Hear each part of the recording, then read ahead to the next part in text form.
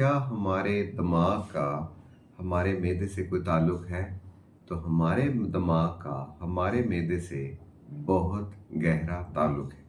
आप हैरान होंगे कि आपके मैदे या आंतों में इतने ज़्यादा न्यूरॉन्स हैं को बिल्ली अगर उनको इकट्ठा करें तो बिल्ली के दिमाग के साइज़ के बराबर न्यूरॉन्स होंगे, या इतने न्यूरॉन्स हैं कि जितने हमारे हराम मगज़ में।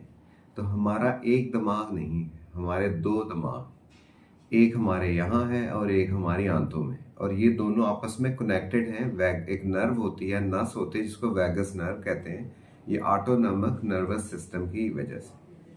अब ये है कि इसकी रियल टाइम में एग्जांपल क्या है? रियल लाइफ में इसकी एग्जांपल ये है कि जब आप परेशान होते हैं, जब एग्ज़ाम में वाइवा होता है या एग्ज़ाम होता है, तो आपका मैदा ख़राब हो जाता है, आपको लूज़ मोशन लग जाते हैं। फ़ौजी जंग पे जाने से खौफ खाता है तो उसको मोशन लग जाते हैं। बच्चे का स्कूल जाने को दिल नहीं कर रहा तो उसको उल्टियाँ आना शुरू हो जाती हैं। ये रियल टाइप की एग्जांपल है, रियल लाइफ की। हमें ये कैसे पता चला? हमने इसको पढ़ा, देखा, हमें लगता था ये सिर्फ मिथ है, लेकिन हमने अब हमारा भी अब 15 साल का मेडिसिन की प्रैक्टिस का तजुर्बा है, और हमने अपनी प्रैक्टिस में देखा है कि बहुत सारे मरीज मैदे का कैप्सूल खा रहे होते हैं 15 साल से, लेकिन उनका मैदा सही नहीं होता।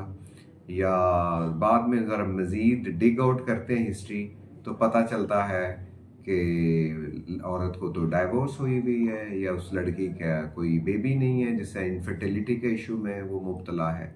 तो क्रोनिक स्ट्रेस आपका मैदा ख़राब करता है, और क्रोनिक मैदे के मसाइल आपके माइंड को ख़राब कर सकते हैं। सो माइंड और मैदे का चोली दामन का साथ है। Thank you.